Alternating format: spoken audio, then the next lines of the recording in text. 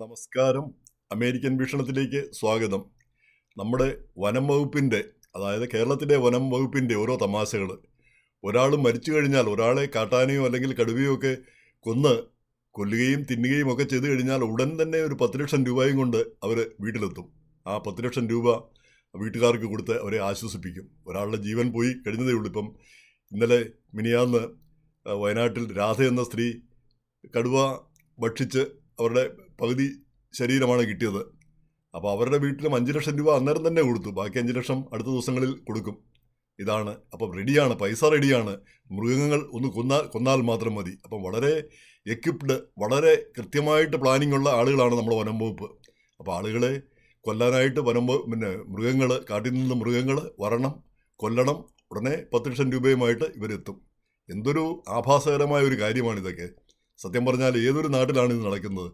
അമേരിക്കയിൽ നമുക്കറിയാം, നമ്മളൊക്കെ ജീവിക്കുന്നത് കാടിനോട് ബന്ധപ്പെട്ട സ്ഥലങ്ങളിലാണ്. കാര്യം ന്യൂയോർക്ക് സിറ്റിയിൽ നിന്ന് 30 മൈലേ ഉള്ളൂ ഞാനൊക്കെ താമസിക്കുന്നത്. പക്ഷേ അവിടെ കാട്ടുമൃഗങ്ങൾ, പ്രത്യേകിച്ച് മാനുകളാണ് കൂടുതലായിട്ടുള്ളത്. നമ്മൾ സ്വൈരവിഹാരം നടത്തുന്ന, നമ്മുടെ പറമ്പിലൂടെയൊക്കെ സ്വൈരവിഹാരം നടത്തുന്ന നമുക്ക് സന്തോഷമുള്ള കാര്യമാണ്. പക്ഷേ അപകടകാരിയുമാണ് അത്. ഈ മാനുകളിൽ നിന്ന് പുറപ്പെടുന്ന അവരുടെ ശരീരത്തിലുള്ള ഒരുതരം ചെള്ളുകൾ, അത് നമ്മുടെ ശരീരത്തിലെങ്ങാനും വന്ന് പതിച്ചാൽ ലൈം ഡിസീസ് വരും. ലൈം ഡിസീസ് ചത്തുപോകുന്ന കാര്യമാണ്. അതുപോലെ നമുക്ക് വല്ല കൃഷിയും ഉണ്ടെങ്കിൽ അത് മുഴുവൻ വന്ന് തിന്നുകൊണ്ട് പോകും. ഏറ്റവും സങ്കടകരം, എൻ്റെ റോസപ്പൂ വരെ ഈ മാനുകൾ വന്ന് തിന്നുകൊണ്ട് പോവുക. അതാണ് മെയിൻ പരിപാടി. പ്രധാനമായിട്ടും മഞ്ഞ റോസയോ വെള്ള റോസയോ ഉണ്ടെങ്കിൽ അത് വന്ന് തിന്നുകൊണ്ട് പോകും.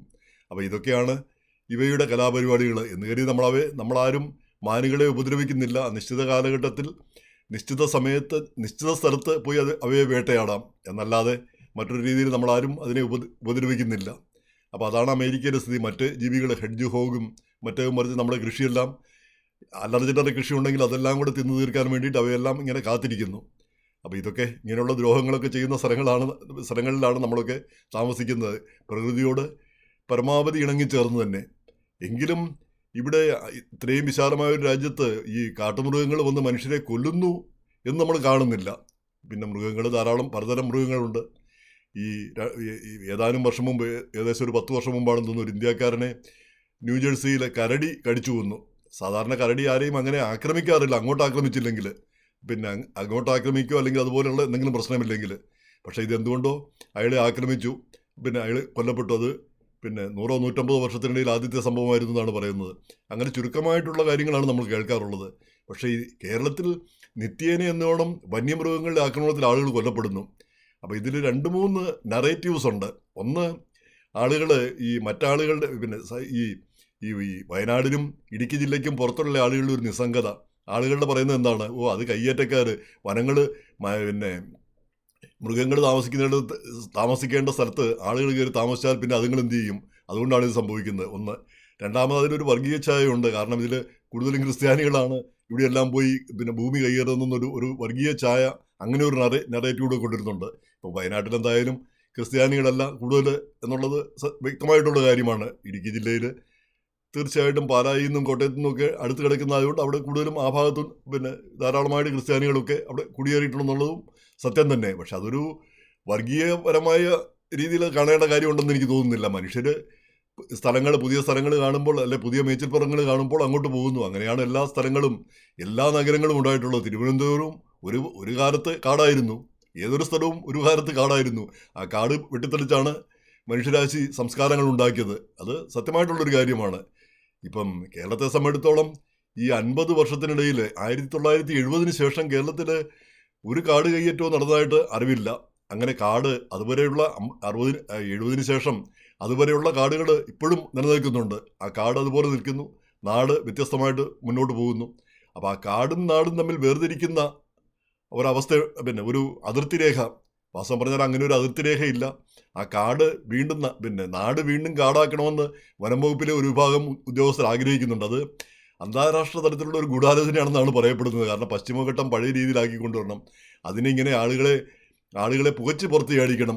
ആ മൃഗങ്ങളൊക്കെ ആക്രമിച്ച് കഴിയുമ്പോൾ സഹികെട്ട് ആളുകളെ എന്തെങ്കിലും നക്കാപ്പിച്ച സർക്കാർ കൊടുത്താൽ അത് വാങ്ങി സ്ഥലം വിടും. അങ്ങനെ ക്രമേണ 40-50 വർഷം കൊണ്ട് പശ്ചിമഘട്ടം അവിടുത്തെ ആളുകളെ ഒഴിച്ച് അത് പിന്നെ കാടാക്കി മാറണം എന്നുള്ളൊരു അന്താരാഷ്ട്ര ഗൂഢാലോചന, അതിൻ്റെ ഒരു ഭാഗമാണ് ഈ വനംവകുപ്പ് എന്നാണ് പറയുന്നത്. ചുരുക്കി പറഞ്ഞാൽ പിന്നെ ഈ വനം വകുപ്പ് ഉദ്യോഗസ്ഥർ മനുഷ്യരോട് ജനങ്ങളോട് ചെയ്യുന്ന പിന്നെ ക്രൂരതകൾ അതിൻ്റെ ഒരു ഭാഗമായിട്ടാണത് നമ്മൾ കണക്കാക്കേണ്ടത്. ഇത് സങ്കടകരമായ വസ്തുത, ഈ വനം വകുപ്പിന് നാട്ടിലെന്താ കാര്യം ഇരിക്കുന്നത്? അവർ കാട്ടിലെ കാര്യങ്ങൾ മാത്രം നോക്കിയാൽ മതി. കാട് ഏതാണ്, കാട് ഇതാണ്, കാട് അവിടുത്തെ കാര്യങ്ങൾ. ആ കാട്ടിൽ നിന്ന് മൃഗങ്ങൾ പുറത്തിറങ്ങിക്കഴിഞ്ഞാൽ അത് പിന്നെ നാട്ടിലെ നിയമം അനുസരിച്ച് വേണം അതിനെ കൈകാര്യം ചെയ്യാനായിട്ട്. കാട്ടു നിയമം വെച്ചല്ല. ഇപ്പം നമ്മളെ പുരയിടത്തിലെ മൂർഖം പാമ്പിനെ കൊന്നാൽ വരെ ചോദ്യം ചെയ്യാനായിട്ട് വനംവകുപ്പുകാർ വരുമെന്ന്. ആഹാ, പിന്നെ അത് PC ജോർജിൻ്റെ ഒക്കെ ഭാഷയിൽ ജനങ്ങൾ തന്നെ അവരെ കൈകാര്യം ചെയ്ത് ഓടിക്കുകയാണ് വേണ്ടത്. അതിന് പകരം ഈ നമുക്കൊന്നും ചെയ്യാൻ പറ്റില്ല, മൃഗങ്ങൾക്കാണ് ആധിപത്യം, അവർക്കാണ് പ്രാധാന്യം എന്നുള്ള സ്ഥിതി വന്നിരിക്കുന്നു. മൃഗങ്ങൾ കാട്ടിൽ നിൽക്കണം. കാട്ടിൽ മൃഗങ്ങൾ കൂടുതലുണ്ടായിട്ടുണ്ടെങ്കിൽ അതിന് അർഹമായിട്ടുള്ള പ്രതിവിധികൾ, അത് ഏത് രീതിയിലാണ് പിന്നെ ശാസ്ത്രീയമായിട്ടുള്ള പ്രതിവിധികൾ കണ്ടെത്തണം. അതിന് പകരം ഈ നാട് തന്നെ കാടാകുന്ന ഒരു അവസ്ഥ വരിക എന്ന് പറഞ്ഞാൽ ഖേദകരമായ ഒരു കാര്യമാണ്. നമുക്കറിയാം, ഈ 3500-4000 വർഷം മുമ്പാണ് ചൈനീസ് വൻമതിലുണ്ടായത്. ശത്രുക്കളിൽ നിന്ന് രക്ഷപ്പെടാൻ വേണ്ടിയിട്ട് ചൈനയ്ക്ക് ചുറ്റും 3500-4000 മൈൽ ചുറ്റളവിലാണ് മതിൽ കെട്ടിയത്. അത് ആ കാലത്ത് മനുഷ്യന് ചെയ്യാൻ കഴിഞ്ഞ ഒരു കാര്യമാണ്.